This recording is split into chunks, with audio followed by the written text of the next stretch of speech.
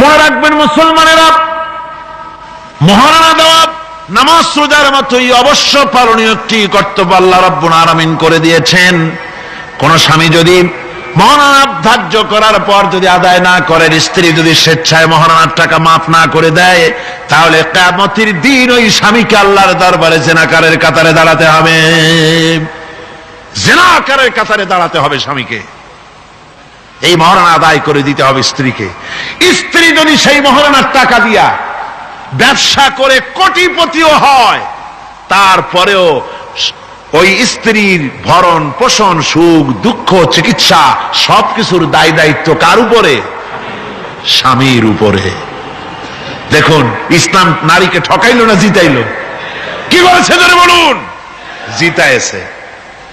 তারপরে স্বামীর ওই স্ত্রীর বাপের বাড়ি থেকে লোক আসছে, বউর খরচ করা লাগবে না, খরচ কার? স্বামীর। বাড়িতে অসুখ বিসুখ হয়েছে, বিয়ে শাদী ইত্যাদি সব খরচ কার? স্ত্রী। কোটিপতি হলেও তার দায় দায়িত্ব নাই, ইসলাম বাধ্য করে নাই তাকে। সুতরাং কি করে ঠকালো ইসলাম তাকে? ইসলাম তাকে ঠকায় নাই, ইসলাম মোটেই তাকে ঠকায়নি, ইসলাম তাকে জিতিয়ে দিয়েছে। মহারণার কথাই বলতেছিলাম। আজকের সমাজে যে মহারণা ছিল পুরুষকে দিতে হবে, সেই মহারণা এখন দিতে হয় কন্যা পক্ষকে। বলেন ঠিক কিনা? কন্যা পক্ষকে দিতে হচ্ছে কিনা মহারণা? ছেলে যখন বিএ পাশ করে, এমএ পড়াশোনা করে, ম্যাট্রিক যখনই পড়ে, তখনই ছেলের বাপ একটু একটু হা করা শুরু করে। তারপরে বিএ আরেকটু হা করে, এরপরে এমএ, তখন কুমিরের মতো হা করে।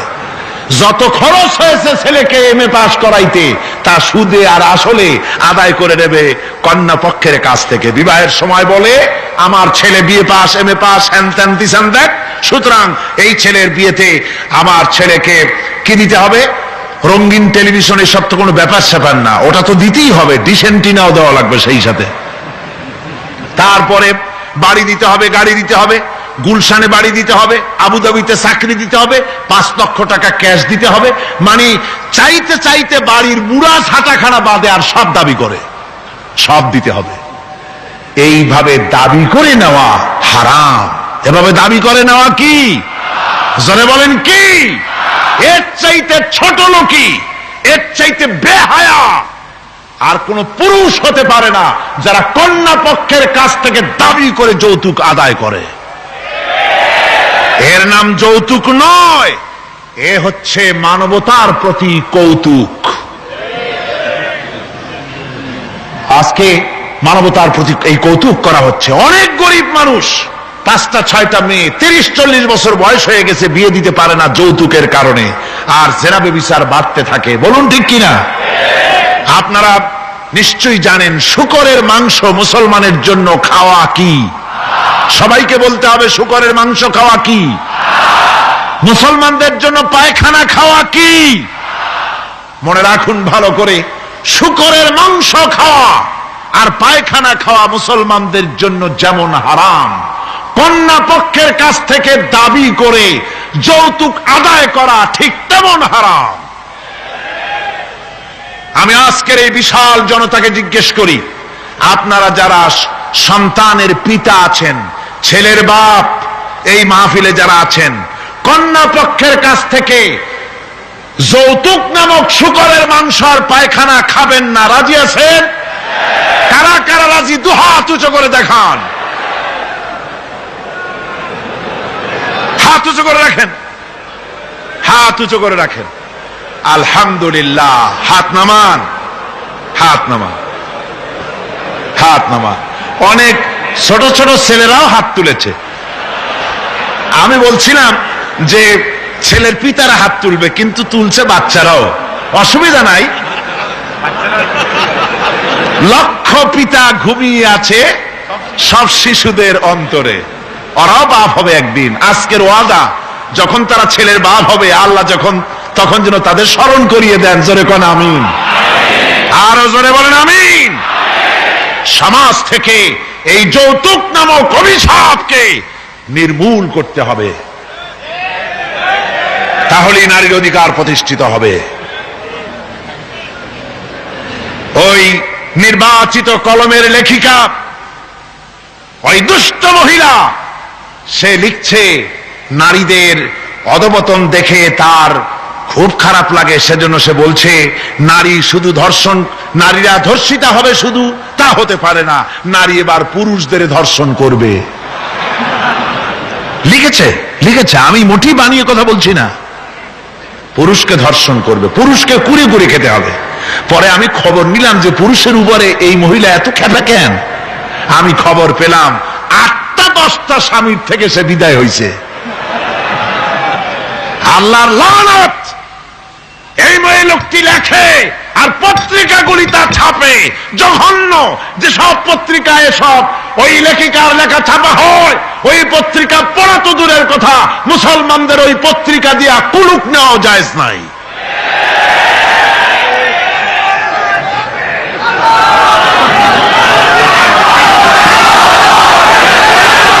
আমার মুসলমান ভাইয়েরা, নারীর সম্মান কে দিল? জোরে বলেন, কে দিল? ইসলাম দিয়েছে, বিশ্ব নবী দিয়েছে নারীর মর্যাদা, নারীকে প্রতিষ্ঠিত করেছে, সম্মান দিয়েছে। বধূ হিসেবে নারীর মর্যাদা দিলেন আল্লাহর নবী। তালাক দেওয়ার অধিকার শুধু পুরুষকে দেওয়া হয় নাই। যদি মনে করেন ভুল করবেন, বিবাহ করেছেন বলে কথায় কথায় তালাক দিবেন, জায়েজ নাই। আল্লাহর নবী বলেছেন আল্লাহর কাছে 2টা হালাল হলো, জঘন্যতম নিকৃষ্টতম হালাল। একটা হচ্ছে ভিক্ষাবৃত্তি আর একটা হচ্ছে তালাক। জঘন্য হালাল, কথায় কথায় তালাক দেওয়া যাবে না। আল্লাহ পাক বলছেন, এই কোরআনে আছে, আল্লাহ পাক বলছেন তোমরা পরস্পরের অনুগ্রহ ভুলে যেও না। অর্থাৎ এর ভাবার্থ হচ্ছে কোন ব্যাপারে স্ত্রীর উপরে যদি অসন্তুষ্ট হও, চূড়ান্ত সিদ্ধান্ত নিও না। স্ত্রীর আজকের একটা ব্যবহারে তোমার মন খারাপ হয়েছে, চূড়ান্ত সিদ্ধান্ত নিও না। এই স্ত্রীর অনেক অবদান তোমার উপরে আছে, সেই সব ভালো কথাগুলি স্মরণ করে আজকের এই জিনিসটাকে ভুলে যাও। সুবহানাল্লাহ ওয়া বিহামদিহি। ইসলাম চায় স্বামী স্ত্রীর পারস্পরিক মোহব্বত চায়, ভালোবাসা চায়। নারীকে মর্যাদা দেওয়া হলো কন্যা হিসাবে, বধূ হিসাবে, এবার মাতা, মা হিসাবে মর্যাদা কার? নারীর। কার মর্যাদা? আল্লাহর নবীর কাছে প্রশ্ন হলো, ইয়া রাসূলুল্লাহ, খেদমত করব কার? হুজুর বলেন তোমার মায়ের। তারপরে কার? তোমার মায়ের। তারপরে কার? তোমার মায়ের। তারপরে কার? হুজুর বলেন তোমার পিতার। এবার আপনারা বলেন মায়ের মর্যাদা রাসূলুল্লাহ কয় গুণ বাড়ায় দিলেন? কয় গুণ? 3 গুণ বাড়িয়ে দিলেন। সুবহানাল্লাহ কইতে ইচ্ছে করে না? মর্যাদা এত বাড়ালেন আল্লাহর নবী। নবীজির কাছে একজন ইয়ামেন থেকে একজন সাহাবী এসে বলেন, ইয়া রাসূলুল্লাহ, এই আমার বুড়ি মা হাঁটতে পারে না, চলতে পারে না, এই মায়ের কাঁধে করে আমি ইয়ামেন থেকে এসেছি, মাকে কাঁধে করে আমি আরাফাতের ময়দানে উকুফে আরাফা করেছি, মিনা মুজদালিফায় অবস্থান করেছি, এরপরে আল্লাহর ঘর তওয়াফ করেছি, সাফা মারওয়া সাই করেছি, হজের সমস্ত অনুষ্ঠান মাকে কাঁধে করে করেছি। ইয়া রাসূলুল্লাহ, মায়ের হক আদায় হয়েছে নাকি? আল্লাহ রাসূল বললেন না, মায়ের হক আদায় হয় নাই।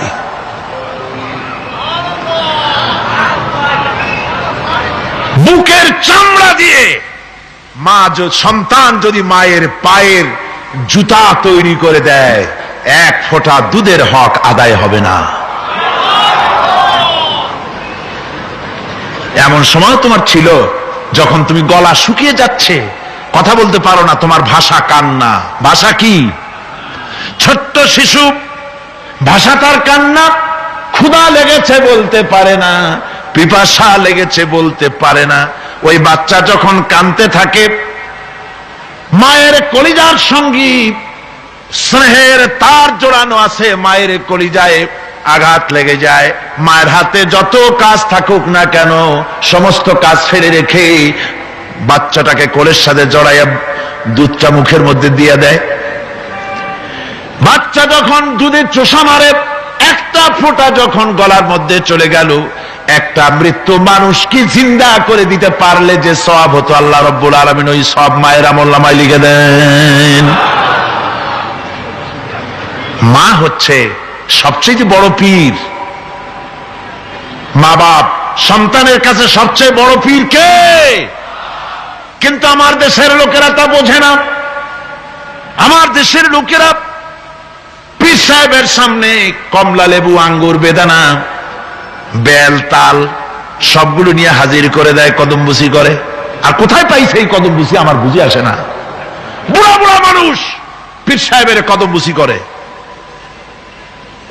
পীর সাহেবের বাপের বয়সী তাও কদমবুসি করে, পীর সাহেব নিষেধও করে না। এরকম পীরও আছে,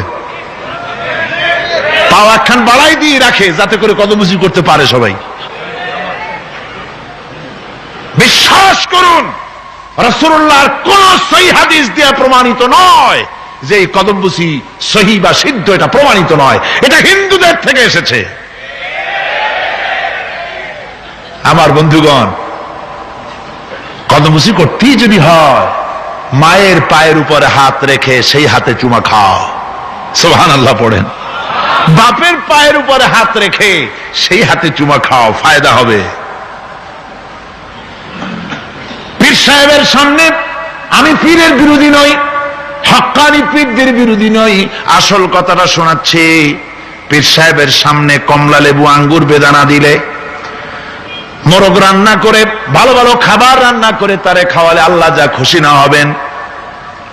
আপনার বুড়া বাপ, বুড়ি মা, তাকে যদি কাছে বসাইয়া ভালো করে রান্না করে ওই খাবারটা যদি নিজের বুড়া মা বা বুড়ি মাকে যদি খাওয়াই দিতে পারেন, আল্লাহ রাব্বুল আলামিনের আরশে আজিম খুশি হয়ে যায়। মা বাপের দোয়া বেশি কবুল। কার দোয়া বেশি কবুল? মা বাপের দোয়া কবুল। কোরআন শরীফে, হাদিস শরীফে কোথাও নাই যে পীর সাহেব, মাওলানা সাহেব দোয়া করলে তা কবুল হবেই। 50-50 হতেও পারে, নাও হতে পারে। রাসূলুল্লাহ বলেছেন 3 জনের দোয়া অবশ্যই কবুল হবে। মুস্তাজাবুদ দাওয়াত হচ্ছেন 3 জন, 3 জনের দোয়া কবুল হয়ে যাবে।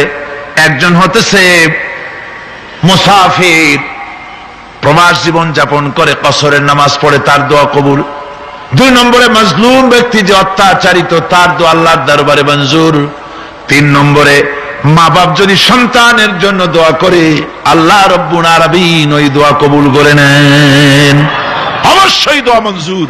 মা বাপের দোয়া তার সন্তানের জন্য অবশ্যই মঞ্জুর, 100% সিউরিটি। কে দিয়েছেন? রাসূল পাক সাল্লাল্লাহু আলাইহি ওয়াসাল্লাম বলেছেন। সুতরাং যেখানে 100 ভাগ সম্ভাবনা, সেখানে যায় না। সেখানে একটা চাদর নাই এই শীতে, কাপড় নাই, মশারি নাই, খাবার নাই, আর কোথাও কোনো হুজুরের নাম শুনলে ভালো ভালো খাবার নিয়ে হুজুরের সামনে হাজির। উল্টা কাম হইতেছে না? কোন উল্টা কাজ হচ্ছে না? মা বাপের দোয়া বেশি কবুল হবে। হযরতে বাইজিদ বুস্তামি রাহমাতুল্লাহ আলাইহি বাচ্চা মানুষ, মা অসুস্থ, গভীর রাত্রে মায়ের ঘুম ভেঙে গেছে, বলছে বাবা পিপাসায় অস্থির হয়ে গেছে, তাড়াতাড়ি করে একটু পানি নিয়ে আসো। ছেলে পানি আনতে গেল, পানি আনতে দেরি হয়ে গেছে, এসে দেখে মা ঘুমিয়ে গেছেন। মায়ের শিয়রে দাঁড়ায় আছেন পানি নিয়ে, ঠান্ডা রাত, ফজরের রক্ত হয়ে গিয়েছে, মায়ের ঘুম ভেঙে গেল। ঘুমের থেকে জেগে দেখে ছেলে কাঁদতেছে, হাতে পানির গ্লাস। বাবা কাঁপো কেন, পানি কেন হাতে? ছেলে বলে মা তোমার কি মনে নাই, পানি চেয়েছিলে, ঘরে পানি ছিল না বলে বাইরের থেকে পানি এনে এনে দেখি তুমি ঘুমায় গেছো। মা বলছে বাবা গ্লাসটা আমার শিয়রে রেখে তুমি ঘুমাইলে না কেন? ছেলে বলে মা পানি নিয়ে দাঁড়িয়ে রইলাম, আবার যদি তোমার ঘুম ভাঙে পানি চাও, সময় মতো যদি দিতে না পারি তোমার কষ্ট হবে, তাই পানি নিয়ে সারা রাত তোমার শিয়রে দাঁড়ানো। মা তাড়াতাড়ি করে কলিজার টুকরা সন্তান শিশু বাইজিদকে বিছানায় কম্বল দিয়া ঘুম পড়ায় দিয়া উযু করে ফজরের নামাজ আদায় করে সেজদায় পড়ে কান্দেন আর বলে রব্বুল আলামিন, আমার কচি বাইজিদ আমার জন্য যা করলো, আমার কলিজা খুশি হয়ে গেছে। আল্লাহ আমি মা হয়ে আমার বাইজিদের জন্য দোয়া করি, তুমি আমার বাইজিদকে সুলতানুল আরিফিন বানাইয়া দিও। রব্বুল আলামিন দোয়া মঞ্জুর করলেন। মা বাপের দোয়া আল্লাহর দরবারে বেশি কবুল হয়ে যায়। আল্লাহ পাক বলেন মা বাপ এত কষ্ট করেছে তোমার জন্য, ওয়া ওয়াসাইনাল ইনসানা বিওয়ালিদাইহি ইহসানা হামালাতুহু উম্মুহু কুরহা ওয়া ওয়াদাতুহু কুরহা। আমি বিশ্বের সমস্ত মানুষকে অর্ডার করেছি, তোমরা তোমাদের নসিহত করেছি, উপদেশ দিয়েছি, তোমরা তোমার মা বাপকে সম্মান করবে। তোমার মা, আল্লাহ বলছেন, কে বলছেন? তোমার মা তোমাকে গর্ভধারণ করেছে অত্যন্ত কষ্টের সাথে, ডেলিভারিও করেছে অত্যন্ত কষ্টের সাথে। তোমার মা তুমি গর্ভে থাকাকালীন কত কষ্ট হয়েছে তা বোঝার জন্য তোমার গর্ভবতী স্ত্রীর দিকে তাকাও, তাহলে টের পাবা কি কষ্টটা তোমার মা তোমাকে নিয়ে করেছে। সুবহানাল্লাহি ওয়া বিহামদিহি। আর মাকে আল্লাহ ধৈর্য দিয়েছেন। সন্তান হাঁটু দিয়া গুতা মারে, পেটের মধ্যে মাথা দিয়া গুতা মারে, তারপরে এই যন্ত্রণা, এই কষ্ট সহ্য করে সন্তান ডেলিভারি পর্যন্ত এই কষ্ট সইতে থাকে। আমার মাঝে মধ্যে চিন্তা হয় যে পুরুষের যদি গর্ভধারণের কোনো ব্যবস্থা থাকতো, আর পুরুষের যা মেজাজ, সন্তান হইলেই ঠ্যাং ধরে মারতো একটা আছাড়, যে পেটের মধ্যে বসে এত গুতুগুতি করছিলি কেন? কিন্তু মা, সুবহানাল্লাহ, সুবহানাল্লাহ বলেন।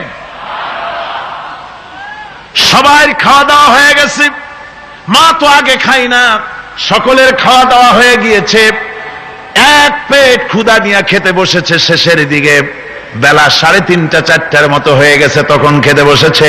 কোলের মধ্যে অথবা পাশে তার বাচ্চা পায়খানা করে দিয়েছে। এতটুকুনো বিরক্ত হয় নাই, বাচ্চাটাকে ক্ষুধা পেটের ভিতরে রেখে খাবার থালা সরায় দিয়া ওই বাচ্চা ছেলেকে উঠায় নিয়ে পায়খানা পরিষ্কার করে ধুয়া মুছা সাফ করে বাচ্চার গালের উপরে চুমা দিয়া কোলে নিয়ে আবার খেতে বসলো মা। এই মাকে কি করে ভুলে যাও? না ফরমান, মায়ের সাথে বেয়াদবি করো না, কপাল জ্বলে যাবে, তাকদীর জ্বলে যাবে। সারা জীবন চেষ্টা করেও তাকদীরের কোনো উন্নতি হবে না যদি মাকে কষ্ট দাও। কথা মনে থাকবে? মনে থাকবে মুসলমান? আমার আল্লাহ রাব্বুল আলামিন শিখায় দিয়েছেন, বান্দারে মায়ের জন্য আমার কাছে দোয়া করবি, রব্বিরহামহুমা কামা রাব্বায়ানি সাগীরা। পড়েন সবাই, রব্বিরহামহুমা কামা রাব্বায়ানি সাগীরা। আল্লাহ রাব্বুল আলামিন শিখায় দিলেন, বান্দারে আমার কাছে দোয়া কর, আয় আল্লাহ আমাকে আমার মা বাপ যেমন ছোটবেলায় স্নেহের কোলে লালন পালন করেছে, আল্লাহ তুমি আমার মা বাপকে তোমার রহমতের কোলে লালন পালন করো। আল্লাহ পাক শিখায় দিয়েছে। সুতরাং নারীদের মর্যাদা ইসলামে নাই। কে বলেছে? কোন বেয়াদব বলেছে? নারীর অধিকার ইসলাম